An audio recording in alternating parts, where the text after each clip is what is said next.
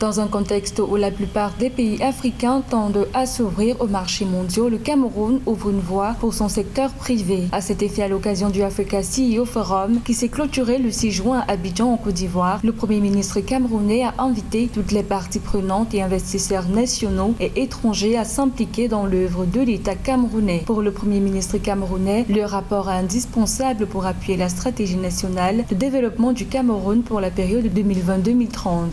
En droite ligne de la stratégie nationale de développement du Cameroun pour la période 2020-2030, les représentants camerounais ont à cette occasion présenté les projets majeurs et prioritaires du Cameroun devant un parterre d'institutionnels, de bailleurs de fonds ou d'opérateurs économiques en provenance d'Europe, d'Asie ou d'Amérique. La mise en œuvre du programme prioritaire d'investissement de l'État du Cameroun, piloté par le ministère de l'Économie, du Plan et de l'Aménagement du Territoire, nécessite à cet effet la mobilisation des ressources publiques, mais également privées.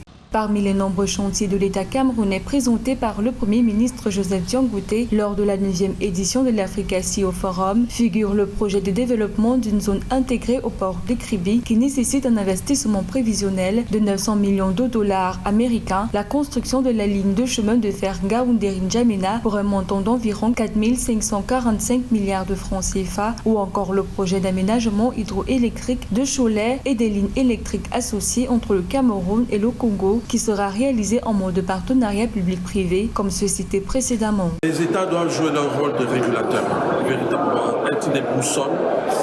C'est ceux-là qui fixent le cap et qui tiennent en compte effectivement, on sort de l'incantation, et plutôt qui tiennent en compte des véritables besoins des populations et des entreprises.